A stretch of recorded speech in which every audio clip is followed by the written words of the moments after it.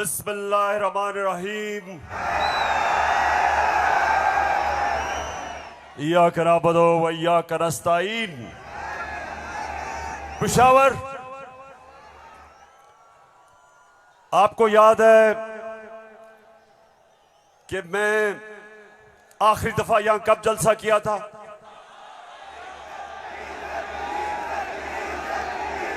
जब एक बैरूनी साजिश के तहत हमारी हुकूमत को गिराया गया, तो पहला जलसा मैंने उसके बाद अपने पेशावर की आवाम के पास आके किया। और माशाअल्लाह पेशावर, जब भी मैं आपको कॉल देता हूं, कभी आपने मुझे मायूस नहीं किया। बहुत बहुत शुक्रिया।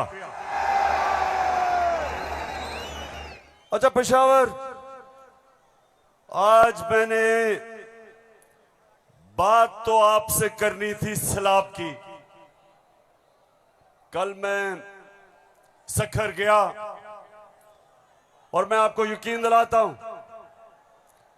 कि अल्लाह ने हमारे पाकिस्तानियों को, खास तौर पे सिंध बलूचिस्तान, डीजी खान, राजनपुर, डीआई खान, टांक और यहां ऊपर स्वात, गिलगित बल्तिस्तान, अल्लाह ने हमें बड़े इम्तिहान में डाला है। और सिंध में खास तौर पे मैं बात तो सिंध की करना चाहता था कि बहुत हमारे सिंध के पाकिस्तानी बड़ी मुश्किलों में हैं, लेकिन मैं आज बात करना चाहता हूं, जिस तरह का प्रोपेगेंडा चल रहा है और खास तौर पे कल एक बड़ा मुनज़्ज़म प्रोपेगेंडा चला है, तो मैं उसके ऊपर पहले बात करूंगा और फिर आपसे पेशावर मजीद बातें होंगी। सबसे पहली चीज, मेरे पाकिस्तानियों, हम सबको एक चीज समझनी चाहिए कि कोई कौम, पेशावर मेरी कोशिश ये है कि मेरा ये सारे जो नौजवान यहां खड़े हैं, मैं आपकी तरबियत भी करूं, आप में सियासी शऊर पैदा करूं, आपको समझाऊं कि हकीकी आजादी क्या है, आपको समझाऊं कि ला इलाहा इल्लल्लाह ये कैसे एक इंसान को आजाद करता है। कैसे जब अल्लाह से आप दावा करते हैं कि अल्लाह तेरा सिवा कोई खुदा नहीं, तो आप अपनी वो जंजीरें तोड़ते हैं जो इंसान को जमीन पे रखता है, इंसान की परवाज रोकता है। ये जंजीरें परवाज रोकती हैं इंसान की, उसकी अजमत की। और मेरे नबी सल्लल्लाहु अलैहि वसल्लम ने मदीना में ला इलाहा इल्लल्लाह से इंसानों को आजाद कर दिया। छोटे इंसान बड़े इंसान बन गए। वो अरब जिनकी कोई हैसियत नहीं थी, चंद सालों में, पेशावर, चंद सालों में दुनिया की इमामत की उन्होंने। ये तारीख का हिस्सा है।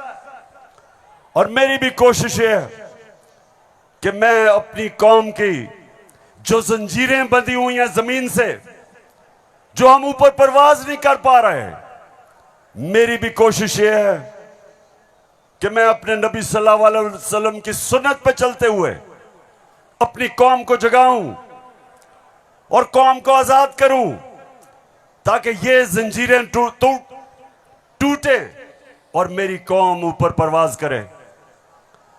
तो सबसे पहले ये जो प्रोपेगेंडा किया जा रहा है, ये जो चोरों का टोला एक अमरीकी साजिश के तहत इस मुल्क पर मुसल्लत किया गया, ये जो साजिशी टोला ये जो इस मुल्क का 30 साल से खून चूस रहा था, आज हमारे ऊपर बिठाया गया, हमारी बेहतरी के लिए नहीं, इस कौम को नीचा बनाने के लिए, कमजोर करने के लिए। और इसलिए मैं आपके पास आया हूं, दूसरी दफा आया हूं कि पेशावर, मैंने इंशाअल्लाह आपको अपनी हकीकी आजादी की तहरीक में शामिल करके पाकिस्तान को एक अज़ीम कौम बनाना है। जो इलामा इकबाल की ख्वाब थी, वो कौम जो कि इंशाअल्लाह वर्ल्ड लीडर्स बनाएगी, जो खुशहाल होगी, जिधर हरे पासपोर्ट की दुनिया इज्जत करेगी, जिधर जब, और इंशाअल्लाह एक दिन आएगा जब हमारे पाकिस्तानी पाकिस्तान से बाहर जाएंगे तो दुनिया कहेगी कि वो देखो पाकिस्तानी आ रहा है।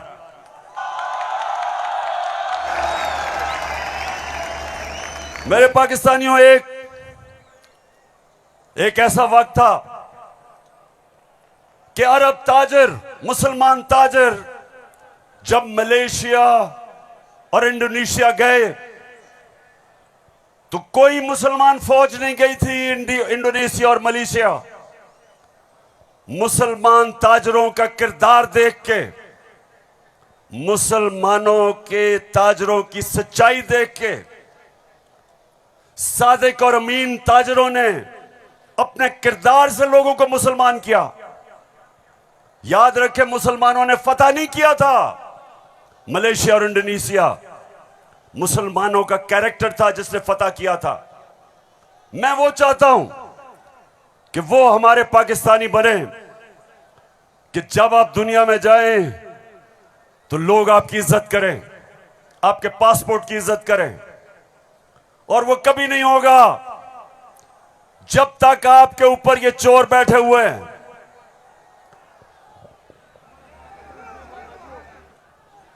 शहबाज शरीफ, मैं चाहता हूं पेशावर जरा गौर से, क्योंकि आज मैंने बड़ी वीडियोस दिखानी है आपको।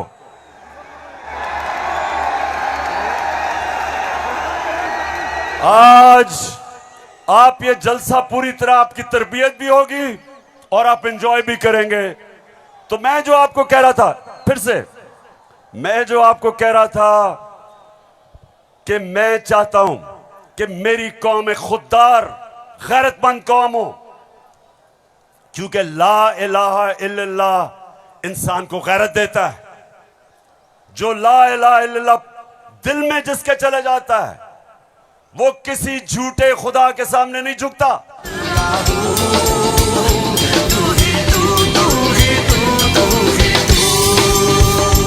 अच्छा, अब देखो, जो मैं चाहता हूं कि किस तरह की कौम मुझे चाहिए, और जरा ये देखें इंपोर्टेड क्राइम मिनिस्टर को। मैं सऊदी अरब से होके आया हूं, मैं यूएई के होके, अभी मैं तुर्की होके आया हूं, और मैंने उन भाइयों को कहा कि आप हमारे बड़े अजीम भाई हैं, हमेशा आपने हमारी मदद की।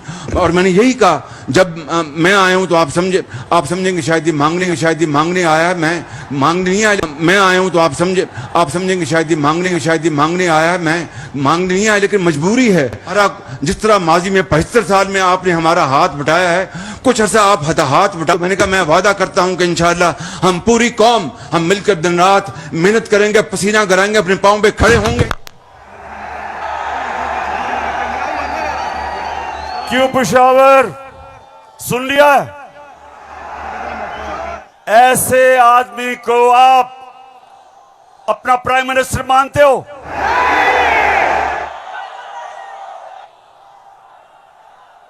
अगर ये वाकई अगर गैरतमंद प्राइम मिनिस्टर होता तो पहले जो इन्होंने अरबों रुपया चोरी करके मुल्क से बाहर रखा, पहले वो वापस लेके आते, फिर लोगों से पैसे मांगते।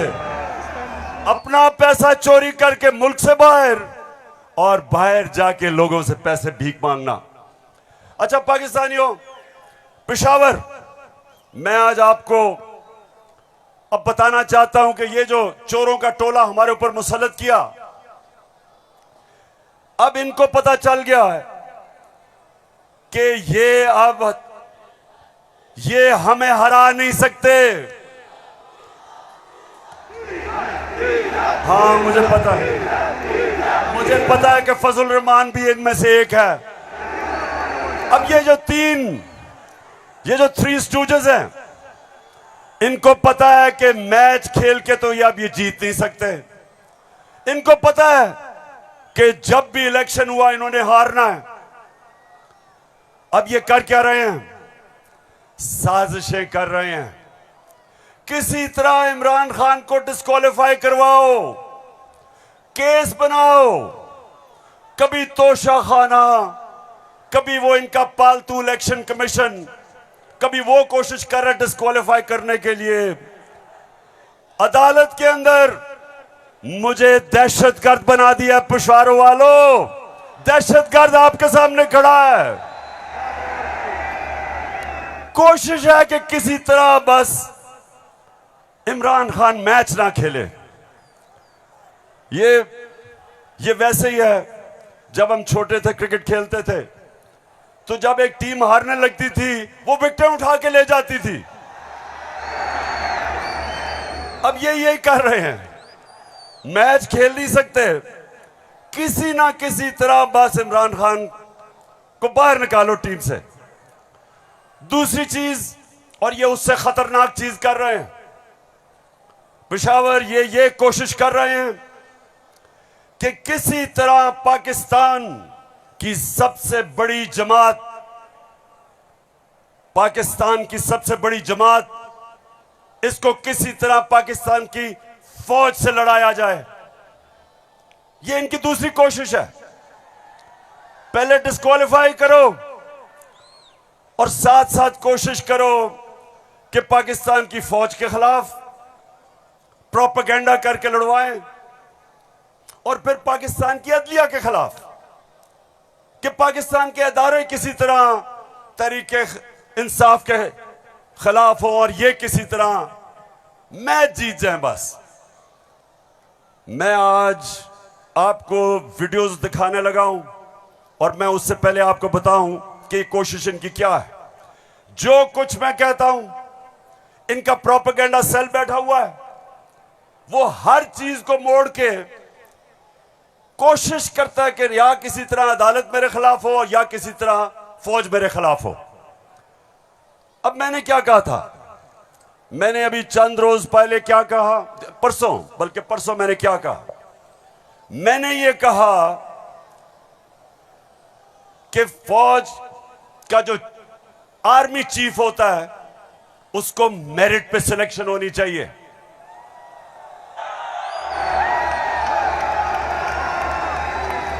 अब मुझे यह बताओ कि कोई भी किसी का खैर ख्वाह होता है, वो हमेशा चाहेगा अगर इदारा मजबूत करना है मेरिट पे सिलेक्शन हो।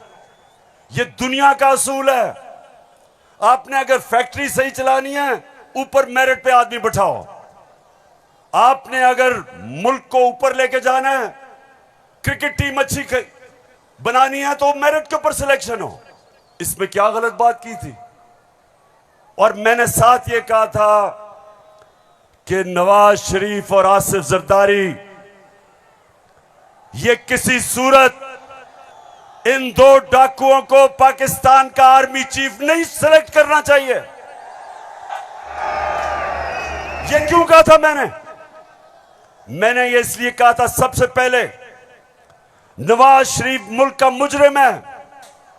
अरबों रुपए की प्रॉपर्टीज बाहर इसकी पनामा में पकड़ा गया, सजा हुई इसको। झूठ बोल के मुल्क से बाहर भागा, मफरूर है। मुझे यह बताएं पेशावर, जरा मुझे यह बताएं कि क्या एक चोर को, एक मफरूर को, एक भगौड़े को जो मुल्क से बाहर पैसा ले जाता है, क्या उसको पाकिस्तान का आर्मी चीफ सिलेक्ट करना चाहिए? जरा मुझे बताएं। और इधर बात खत्म नहीं होती। दूसरी, डॉन लीक्स क्या थी? हिंदुस्तान पाकिस्तान की फौज को कह रहा था ये दहशतगर्दी कर रही है। हिंदुस्तान उस वक्त के पाकिस्तान के सिपा सलार रहील शरीफ को कह रहा था ये दहशतगर्दों का सरदार है। और डॉन लीग्स में क्या चीज सामने आती है? बजाय नवाज शरीफ और नून लीग अपनी फौज के साथ खड़े हो, वो हिंदुस्तान को पैगाम पहुंचाते हैं कि जी हम कुछ नहीं कर रहे, फौज सब कुछ कर रही है। अपने से फौज को अलग कर लिया। काठमांडू में सार्क मीटिंग में बरकत दत्त किताब में लिखती है कि नवाज शरीफ छुप छुप के नरेंद्र मोदी को मिल रहा था अपनी फौज से डर के। और दूसरी तरफ आसिफ जरदारी वो अमेरिकनों को कहता है, अपने अमेरिका में पाकिस्तान का एम्बेसडर हुसैन हक्कानी वो जाके अमेरिकनों को एडमिरल मलन को कहता है कि जनाब गवर्नमेंट को और जरदारी की गवर्नमेंट को पाकिस्तान की फौज से बचा लो। ये वो लोग हैं, बताओ मुझे, ये आर्मी चीफ सेलेक्ट कर सकते हैं? क्या हम इतने अहम ओहदे इन दोनों चोरों के हाथ में देंगे? नहीं देंगे। लेकिन तीसरी चीज पेशावर सुनो, इन्होंने सबको, मैंने बार बार आपको वो मुरासला दिखाया जो अमरीकी अंडर सेक्रेटरी ने धमकी दी पाकिस्तान को, पाकिस्तान के एम्बेसडर असद मजीद को, कि अगर तुमने इमरान खान को ना हटाया तो पाकिस्तान को मुश्किलों का सामना करना पड़ेगा। और नो कॉन्फिडेंस मोशन में अभी टेबल नहीं हुई थी तब वो धमकी देता है। और सबको पता है उसके बाद क्या हुआ। नो कॉन्फिडेंस आता है, चोरी के पैसे से मेंबर पार्लियामेंट खरीदे जाते हैं, करप्शन के पैसे से लोटे बनाए जाते हैं। और आपका भी एक बहुत बड़ा लोटा था। कौन लोटा था आपका? एक ही पख्तूनख्वा से लोटा आया और बहुत बड़ा लोटा था वो। लोटों पे पैसा चलता है, लोटों पे नोट चलते हैं, और उसके बाद हमारी हुकूमत कराई जाती है और इनको इंपोर्टेड हुकूमत ऊपर लगाई जाती है। और मेरा तीसरा सवाल है कि क्या वो लोग जो बाहर से मुसल्लत किए गए हैं, जिनके पैसे और दौलत बाहर पड़ी है, क्या उनको पाकिस्तान के आर्मी चीफ को अपॉइंट करना चाहिए? बताओ। तो मैंने ये कहा और कहते कि जनाब इमरान खान तो फौज के खिलाफ है। अभी चलो, अब मैं चाहता हूं ये नून लीग के दो, एक वजीर और एमएनए, जरा आप इनकी वीडियो देखें और उसके बाद बात करता हूं। सियासी मामला थे और जिस तरफ इस साल के आखिर में एक बड़ी तब्दीली आनी थी, उसमें तो ये नजर आ रहा था कि इमरान खान का जो गठजोड़ है ये तो अगले 15 साल रहेगा अगर इस तरह हालात रहे। और जिस तरह के उनके प्रोग्राम थे, हम सब ने डिस्क्वालीफाई होना था इस साल के आखिर में, तमाम जो अपोजिशन की लीडरशिप है। अच्छा, उनका तो ख्याल था कि मैं सफाया कर दूंगा, मैं किसी को नहीं छोड़ूंगा। तो ये आपका खदशा है? मालूमात है जी, हमारी सीरियस मालूमात। आपके ख्याल में जो आप ये लोगों को भूल जाता है, लेकिन कुछ माह पहले जो कहा कि हम नैब के कुछ 100 जज और हायर कर रहे हैं और हम सारे केसों को एक्सप्लाइट करेंगे, तो उस मैथ्स लेवल के ऊपर मैथ्स लेवल पे डिस्क्वालिफिकेशन होनी थी। बिगिनिंग शहबाज शरीफ डाउनवर्ड, शाहजहान अब्बासी, हसन इकबाल और ऑल ऑफ अस, सिर्फ मुस्लिम लीग नून की नहीं। आपके ख्याल में जो कोalition बनी है वो इसी वजह से बनी है कि इमरान खान साहब के तो फाशिस्ट प्लान्स थे ना इस मुल्क के ऊपर हमला करने के। तो लिहाजा ये आज मुश्किल जरूर है, लेकिन ये हमें याद रखना है जब हम मुईशत की डिस्कस करते हैं कि यहां जमहूरियत का, हाकमियत का और वफाकियत का मामला भी मौजूद है, जिसको हमें साथ लेकर चलना है। तो इसलिए एक लार्जर कॉन्टेक्स्ट में सियासी मामला कि जो हमें लोग कहते थे, डराते थे, दबाव में लाते थे इस बात पे कि अगर फौरी तौर पर अदम एतमाद करके आप हुकूमत में ना आए तो फलां आ जाएगा, फलां बैठ जाएगा किसी चेयर पे। कोई किसी किस्म का हमें उस वक्त भी न नोटिस था न हमने लिया था, मगर इत्तेहादी जमातों के हम फैसलों पर के पाबंद थे। मैं आज भी ये बात कहने लगा हूं कि अगर कि जो हमें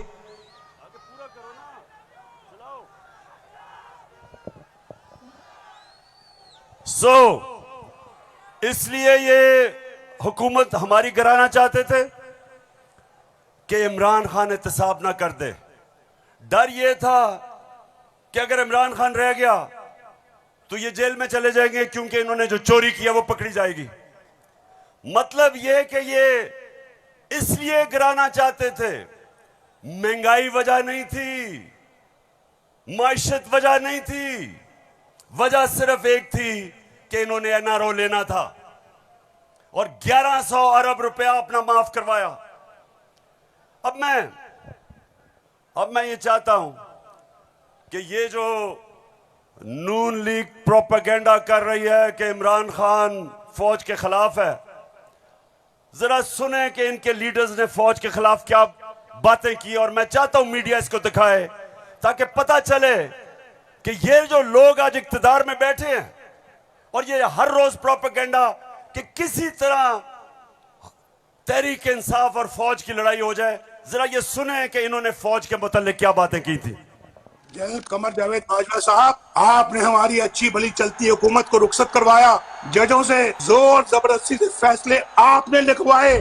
फौज के जवानों और अफसरों के नाम जब आप किसी फर्द वाहिद या मफाद परस्त टोले के लिए आइन तोड़ने के मुर्तकिब होते हैं, वहाँ आप खुद अपनी कौम को, अपने मुल्क और अपने लोगों को आइन शिकनों के रहमो करम पर छोड़ रहे होते हैं।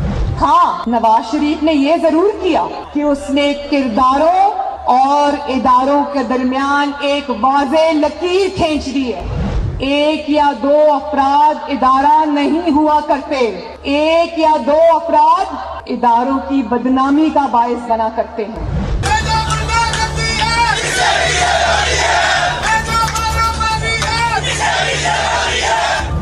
जो शख्स इस किस्म की कार्रवाइयों में मुलव्वस रहा हो उसका एहतसाब होना चाहिए। उसको बल्कि इतने बड़ी उनकी ग्लेयरिंग चीज़ें शायद 73 साल की तारीख में कभी नहीं मिलती, तो अब तो उनका एहतसाब होना चाहिए। ये इस किस्म के शख्स को कोई और ओहदा दे देना, और वो भी इतना इम्पोर्टेंट ओहदा देना, ये मैं समझती हूँ कि ये कौम के मुंह पे तमाचा है, आइन और कानून की हुकूमत के मुंह पे तमाचा है। तुम हमें सियासत बतलाते हो, अपने हुदूद में रहो, इसराइल की नौकरी न किया करो, इसराइल के वजीफों पर पलने वाले जर्नलों अपने हुदूद में रहो। बड़े बड़े रैंकों वालों से भी अपने आप को मुहतरम समझता हूँ, और अगर बिगड़ोगे तो फिर अगर हम बिगड़ गए तो अफगानिस्तान में अमेरिका का क्या हासिल हुआ, खुदा की कसम यहाँ तुम्हारा वही हासिल। तो हमारी किरदार कशी करना छोड़ दो। अगर हमने आपकी शुरू की तो पता नहीं पाकिस्तान बनने से आज तक कितने जनरलों की शुरू हो जाएगी। बेटी भाई वो अक्यूज्ड हैं, उनकी लिस्ट लेके जिस दिन हमने प्रेस कॉन्फ्रेंस की तो आपकी ईंट से ईंट बढ़ जाएगी। अभिनंदन की क्या बात करते हैं। चीफ ऑफ आर्मी स्टाफ तशरीफ लाए, पैर कांप रहे थे, पसीने माथे पे थे। सुन लिया पेशावर, मैं इसलिए ये बता रहा हूं कि ये वो लोग हैं जो हमें कह रहे हैं कि हम अपनी फौज के खिलाफ हैं। फौज भी मेरी, मुल्क भी मेरा।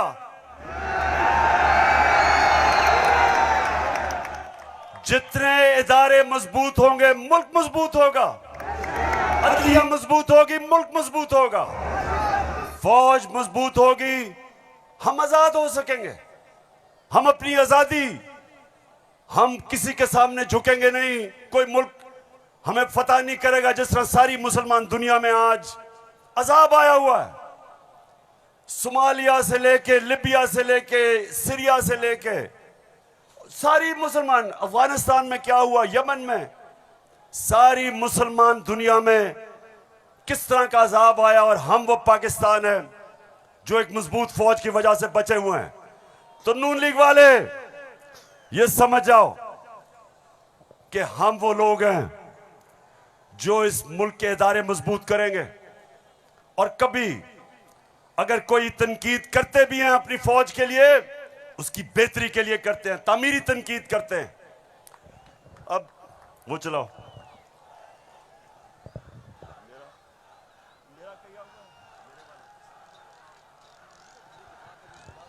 हाँ ये चलो। बड़ा इम्पोर्टेंट है, मैं अपनी सारी कौम के सामने कहना चाहता हूँ। देखिए, एक तो जो फौज का इदारा है, कभी इसके खिलाफ बात ना करें, क्योंकि फौज एक ऐसी चीज है जो अगर हमारी फौज ना होती तो ये मुल्क में नहीं रहना था।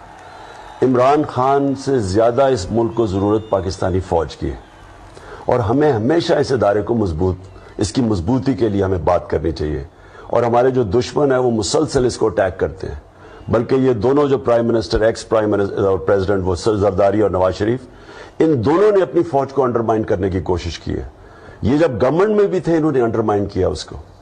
इन्होंने गवर्नमेंट में रहते हुए वो डॉन लीग्स क्या थी, डॉन लीग्स वो हिंदुस्तान के साथ कह रहे थे कि जी हमारी फौज की वजह से हम दोस्ती नहीं हो रही, और जो मेमो गेट था वो क्या था, वो अमेरिकनों को कह रहा था जरदारी अपने हुसैन हक्कानी के जरिए। जी शुक्रिया। मैं इसलिए आपके सामने ये रख रहा हूं कि ये मैं आज से नहीं कह रहा, ये मैं हमेशा समझता हूं। और आज तो है ही 6 सितंबर। पेशावर, मुझे अभी भी 6 सितंबर याद है। मैं उस वक्त स्कूल में था और मुझे याद है जब के लाहौर के पास हिंदुस्तान की फौज आई और जो वहां जिस तरह की हमारे घरों में बमबारी की आवाज आ रही थी, तो मुझे तो बड़ी अच्छी तरह 6 सितंबर याद है। और मुझे यह भी याद है कि सारी कौम तब खड़ी थी अपनी फौज के साथ। अब दूसरी चीज, मैं ये चाहता हूं कि आप सब देखें कि जुडिशरी के खिलाफ ये नून लीग ने पाकिस्तान की अदलिया के खिलाफ क्या बातें की हैं, जरा ये जरूर देखें, फिर मैं आप अगली बात करता हूं। इस तरह बेंच फिक्सिंग भी एक जुर्म, इस पे भी 100 मोटो। फजल रहमान देख ले कितना गुस्सा चढ़ा हुआ है इसको। सारे फैसले एक ही जज करेगा, जैसे लगता है कि उसका जज नहीं है, उसकी पार्टी का रुकन हो। जब बेंच बना तब से लेकर आज तक के फैसले तक इंसाफ होता हुआ नजर नहीं आ रहा था। अपने एक शख्स की वजह से आज आइन की तशरीह को में फर्क डाला जा रहा है। अपनी मर्जी से आइन की तशरीह की जा रही है। फुल कोर्ट इसलिए नहीं बनाया गया कि अगर फुल कोर्ट बन जाती तो आज का फैसला मुख्तलिफ होता। मौजूदा बेंच है उसमें जो मुअज़्ज़ज़ जज साहबान बैठे हैं, उन जज साहबान का हमारे मतलब जो उनके ख्यालात हैं उनसे भी कोई ना वाकिफ नहीं है, ना हम ना वाकिफ हैं। और उसके बाद हर वो केस जिसका फैसला हमारे खिलाफ आना हो, उस बेंच का जो है वो वही हिस्सा होते हैं। और अब तो ये बात पहले से जो है वो प्रिडिक्ट होने लगी है। जो सहाफ़ी वहाँ सुप्रीम कोर्ट की कार्रवाई को कवर करते हैं, तो वो पहले से जब बेंच बनता है या कोई केस जाता है तो वो पहले से बता देते हैं कि इसके ऊपर फलां बेंच बनेगा। अगर कुछ लोग गैर जानिबदार नहीं होंगे, अगर इसके सहूलतकार पीछे नहीं हटेंगे, तो हमें बता दें मुल्क कौन चलाएगा। सुप्रीम कोर्ट के जजेस ने पीछे बेंड करके अपने आप को कभी इधर कि नहीं, शायद उनको समझ नहीं आई, शायद उनके तक पैगाम नहीं पहुंचा, वगैरह वगैरह वगैरह करके इनको हाथ नहीं लगाया इनको। तो मतलब ये है कि इनको कौन सी दीवार पे लगाया। तो जिस तरह मैच फिक्सिंग एक जुर्म है, इस तरह बेंच फिक्सिंग भी एक जुर्म। जब बेल का फैसला होने वाला होता था, जेल में उस दिन खबर मिलती थी कि 3 हफ्तों के लिए बेंच डिसॉल्व हो गया, नया बेंच, या कोई जज छुट्टी पे चला गया, जाता नहीं था, भेजा जाता। काजी फाइज ईसा साहब के मामले में माय लॉर्डशिप से ये पूछना चाहते हैं कि वो आपके ब्रदर जज थे ना, आपने क्या किया? तो फिर हमारी बात नोट कर लो, हम हर उस अदालत का और उस जज का घेराव करेंगे जो तुम्हारे इस गंदे और घटिया एजेंडे को परवान चढ़ाने के लिए अपोजिशन के खिलाफ जो है इकदाम करेगा। चीफ सेक्रेटरी साहब, आपको इस बात का जवाब देना पड़ेगा। आपने इधर ही रहना है, आपके बच्चों ने भी इधर ही रहना है। कमिश्नर लाहौर साहब, आपने भी इधर रहना है, आपने सर्विस भी करनी है। इसलिए आपको ये चाहिए था कि आप इस गैर कानूनी अमल के आगे दीवार बनते और इसे बजा लाने से इनकार करते। आला अदलिया के जजेस पार्टी बनकर अगर चीफ जस्टिस वो जबान इस्तेमाल करेंगे जो इमरान खान कंटेनर पे चढ़ के करता था, तो उस जबान का वही जवाब मिलेगा जो नवाज शरीफ के सियासी मुखालिफिन को दिया जाता है। आप कौन होते हो किसी की तौहीन करने वाले? आप कौन होते हो किसी की तज़हीक करने वाले? ऐसे नाइंसाफी पर मबनी फैसले करोगे, बुग़्ज़ पर मबनी फैसले करोगे, इंतकाम काम वाले फैसले करोगे तो कौन इज्जत करेगा आपकी? फिर तौहीन अदालत लगा देते हो। 5 मेंबर बेंच ने सियासी पार्टी बना दिया पूरी अदलिया को और उसको मुस्लिम लीग नून के सामने लाके खड़ा कर दिया। क्या बताओ, मुल्क की सबसे बड़ी अदालत की इससे भी बड़ी तौहीन हो सकती है कोई? हम आपकी इज्जत करना चाहते हैं, आप भी तो अपनी इज्जत करवाओ। तो जस्टिस अजमत सईद साहब जो है उनको कौन नहीं जानता, पर्सनली जाती तौर पे असरअंदाज होकर उन्होंने JIT बनवाई। बदनाम जमाना JIT को आज तक व्हाट्सएप। मैं सिर्फ आपको ये थोड़ा सा सैंपल दिखा रहा हूं कि किस तरह का ये अपने पाकिस्तान की अदलिया के खिलाफ क्या जबान इस्तेमाल की गई है। और मैं अपना आपको बता दूं, आज से 26 साल पहले जब मैंने सियासत शुरू की तो उसको इंसाफ की तहरीक का, आजाद अदलिया के लिए सबसे पहले हम खड़े हुए। जेल में वाहिद सियासी लीडर था जो आजाद अदलिया के लिए जेल में गया। 2008 की इलेक्शन बॉयकॉट की अपनी अदलिया के लिए। उसके बाद जब हम इक्तदार में आए तो इस्लामाबाद में 50 साल के बाद पहली दफा जुडिशल कॉम्प्लेक्स बनाया अपने जजेस के लिए। मैं ये इसलिए आपको कह रहा हूं कि जो कानून की बालादस्ती, रूल ऑफ लॉ, कोई माशरा आगे नहीं बढ़ सकता जब तक वहां इंसाफ नहीं होता। और इंसाफ देती है अदलिया, इसलिए हमने हमेशा अपनी अदलिया की इज्जत की है। ये जो नून लीग के लोग हैं जो आज जिस तरह की जबान इस्तेमाल कर रहे हैं, सोशल मीडिया पे अटैक कर रहे हैं इस्लामाबाद के चीफ जस्टिस को, ये कभी, मैं आपको ये बता रहा हूं कि मैंने कभी अपनी पार्टी को इजाजत नहीं दी कि अदलिया को अटैक करे, क्योंकि आखिर में इंसाफ होगा तो मुल्क में खुशहाली आएगी और इंसाफ अदलिया देती है। मुझे बड़ा जनाब इन्होंने कहा कि देखें इमरान खान ने कोई बड़ी गलत जबान इस्तेमाल कर दी। मैं आप सबके सामने आज ये कहना चाहता हूं कि मैं अपनी अदलिया की इज्जत करता हूं, लोअर कोर्ट्स की इज्जत करता हूं। वो लोअर कोर्ट्स जो आम इंसानों की खिदमत करते हैं और मुश्किल हालात में अगर एक मैजिस्ट्रेट जेबा के खिलाफ ऐसे लगा कि मैंने कोई सख्त जबान इस्तेमाल की, उसकी वजह थी मैं शहबाज गिल को देख रहा था, उसके ऊपर तशद्दुद हुआ, उसको जिसको कहते हैं कस्टोडियल टॉर्चर, उसको हवालात में बंद करके तशद्दुद किया गया, नंगा किया गया। और उसकी जब हमने देखा उसके हालात और उसके ऊपर प्रेशर डाला गया कि मेरे खिलाफ स्टेटमेंट दे, मेरे ही उसके ऊपर अगर ज्यादा ऐसे लगा सख्त स्टेटमेंट है, ये मेरा मकसद नहीं था। कभी मैं ये नहीं समझ सकता कि मैं किसी जज को धमकी दूं, लेकिन मैं आज सबको ये कहना चाहता हूं कि इस मुल्क में जब तक इदारे मजबूत और ताकतवर नहीं होंगे मुल्क ऊपर नहीं आएगा। आज अगर मगरिब के अंदर खुशहाली है तो वहां इंसाफ है। जितना ज्यादा इंसाफ और कानून की बालादस्ती उतना खुशहाल माशरा। तो मेरी तो पहले दिन से यह स्ट्रगल है। तो पेशावर सबको मैं आज पैगाम देना चाहता हूं कि ये जो कोशिश की जा रही है तहरीक इंसाफ को इदारों से लड़ाने की, ये कौम सब समझ गई है। कौम में सियासी शऊर आ गया है। लोग एक एक चीज, कभी भी पाकिस्तान के अंदर अवाम और बच्चे और नौजवान और मेरी ख्वातीन बहनें, कभी इस तरह का शऊर और बेदारी नहीं थी जो अल्लाह के फजल से आज पाकिस्तान में है। तो ये जो चोरों का टोला, ये जो बार बार कोशिश कर रहा है कि तहरीक इंसाफ को दीवार से लगाया जाए, सब सुन लो कि जितना तुम मुझे दीवार से लगाओगे उतना मैं और तुम्हारे से मुकाबला करूंगा, लड़ूंगा तुम्हारे से।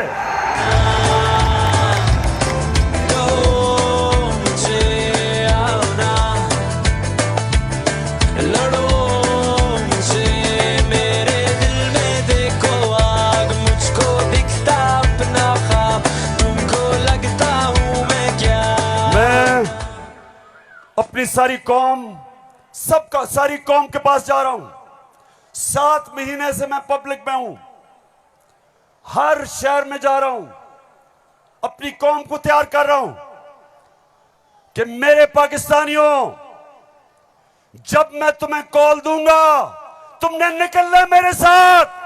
कहती है ये राहे अमल, आओ हम सब साथ चले, मुश्किल हो या आसानी, हाथ में डाले हाथ चले, धड़कन है पंजाब मगर दिल अपना मैदान है।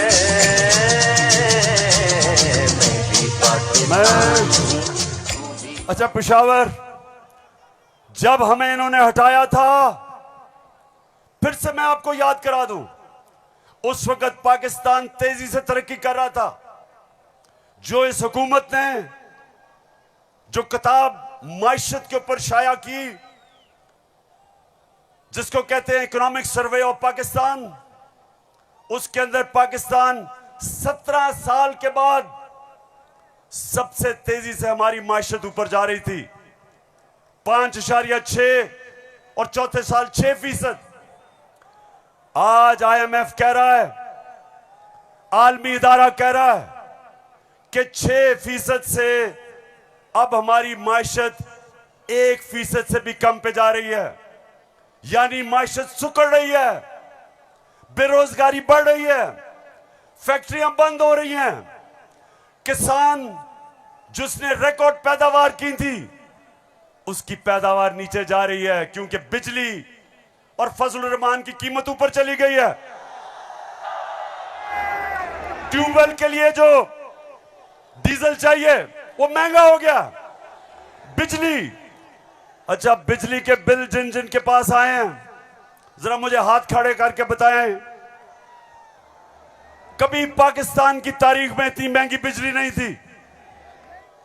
क्या हुआ कि 4 महीने में कौन सी क़यामत आ गई कि बिजली की कीमत 18 रुपए यूनिट से 36 रुपए यूनिट, और टैक्सेस मिला के 50 रुपए यूनिट पे बिजली पहुंच गई है। गंदम 850 रुपए पे 20 kg मिलती थी, आज कराची के अंदर 2000 रुपए पे नहीं मिल रही। बलूचिस्तान में देखें गंदम की कीमत किधर गई। हमारे दौर में, ये जरा गौर से सुने, हमारे दौर में तेल इंटरनेशनल मंडी में 103 से 115 डॉलर पे बिकता था, आज वो पहुंच गया 96 डॉलर पे। तेल की कीमत इंटरनेशनल मंडी में कम हो गई है, लेकिन हमारे दौर में 1 लीटर पेट्रोल 150 रुपए और 1 लीटर फजलुर रहमान 145 रुपए, आज 234 पे पहुंच गया। बिजली दुगनी, पेट्रोल डीजल ऊपर, सब कुछ महंगा और रुपया गिर रहा है। IMF के प्रोग्राम के बावजूद रुपया गिर रहा है। IMF ये कहता है कि आगे पाकिस्तान के जो माशी हालात है वो और बिगड़ने वाले हैं, बिजली की कीमत अभी और बढ़ेगी, GST लगेगा 17%, कीमत और ऊपर, पेट्रोल डीजल और ऊपर।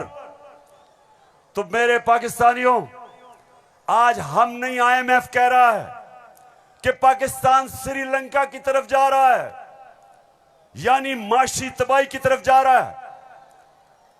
तो सवाल आज ये है कि वो कौन थे, वो कौन मुजरिम थे, कौन इस कौम के गद्दार थे जिन्होंने बैरूनी साजिश का हिस्सा बन के इस मुल्क में आपकी हुकूमत कराई और इन चोरों को लेके आए।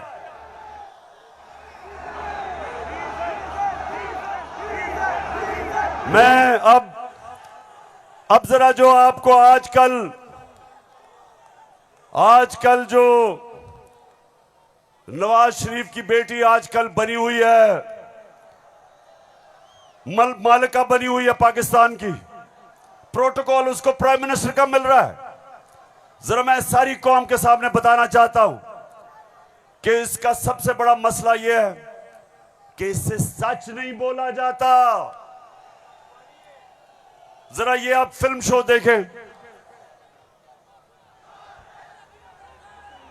ना, आपकी इनकम इतनी है कि आपको ये प्रॉपर्टी आप ले सकते हैं कि आपने मे फेयर के अंदर जो आपकी 4 अपार्टमेंट्स हैं उनकी 1 अरब से ज्यादा, 1 अरब रुपए से ज्यादा उनकी कीमत है।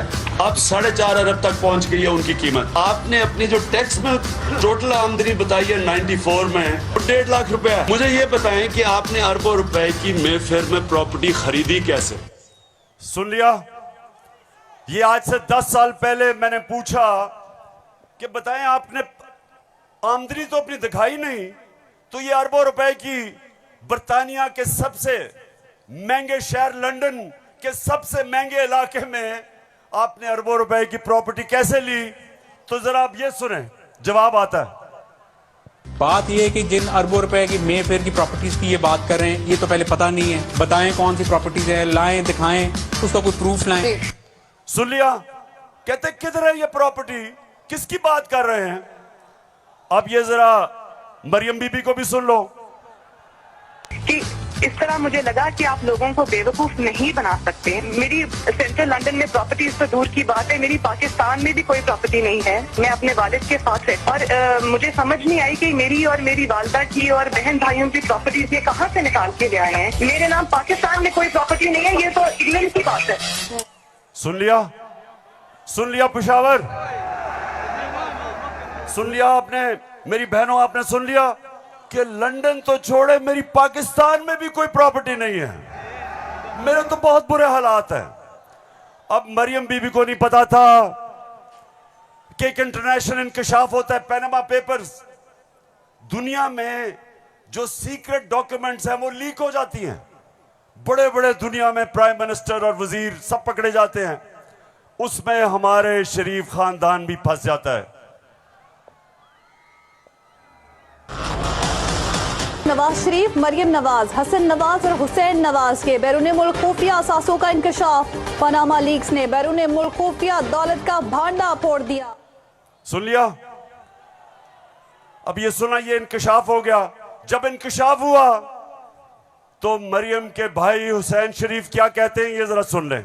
मैं इस बात को तस्लीम करता हूँ कि अल्हम्दुलिल्लाह पाक लेन के ऊपर जो अपार्टमेंट्स हैं वो अल्हम्दुलिल्लाह हमारे हैं।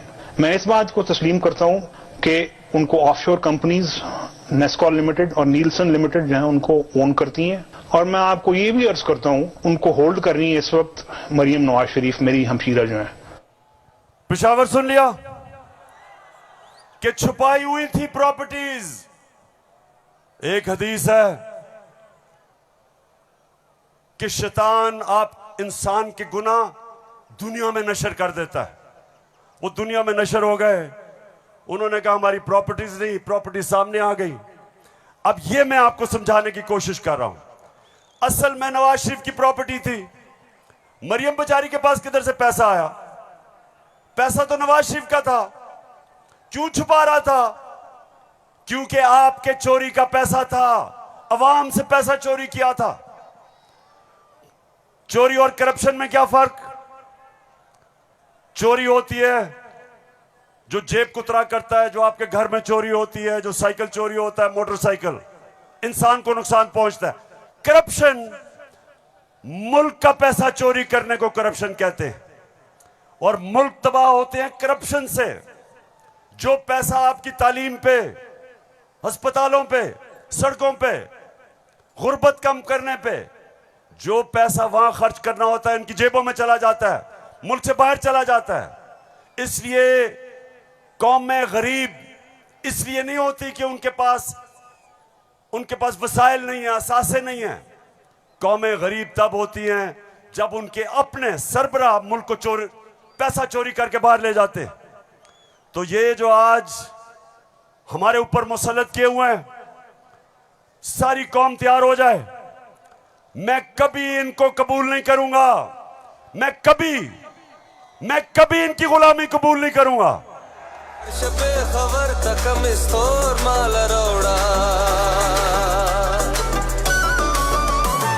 लड़श पे खबर तकम इस्तोर माल रोड़ा ताजा ताजा गुलुना द्रेसलोर माल रोड़ा ताजा ताजा गुलुना द्रेसलोर माल रोड़ा। पेशावर हाथ खड़ा करके बताओ आप तैयार हो जब मैं आपको कॉल दूंगा?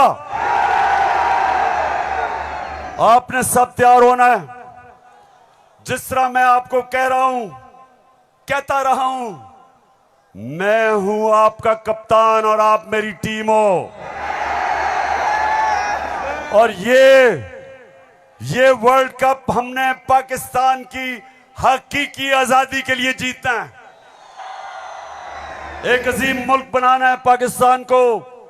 हमेशा आजाद मुल्क ऊपर जाते हैं, गुलाम मुल्कों की परवाज नहीं होती। हम ये नहीं चाहते कि हम किसी दुनिया के मुल्क से लड़ाई करें। हम अमेरिका को मैं बार बार कहूं कि अमेरिका, हम अमन में आपके साथ हैं, किसी जंग में हम आपके साथ नहीं हैं। हम दोस्ती चाहते हैं, लेकिन हम किसी सूरत आपकी गुलामी नहीं चाहते। हम अपनी जमीन नहीं इस्तेमाल होने देना चाहते किसी और लड़ाई के अंदर। हम नहीं चाहते कि हमारी जमीन इस्तेमाल हो किसी भी दुनिया के मुल्क के ऊपर आप किसी किस्म की जारियाना कार्रवाई करें। हम ये नहीं चाहते। हम फिर से कहते हैं, हम अमन में सबके साथ हैं। हम तो हिंदुस्तान से भी अच्छी दोस्ती करेंगे, लेकिन पहले कश्मीरियों को उनका हकूक दो, उनकी स्टेटहुड वापस करो।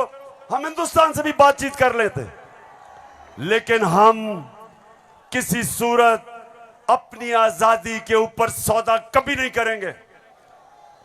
मेरे साथ हो पेशावर, साथ हो मेरे।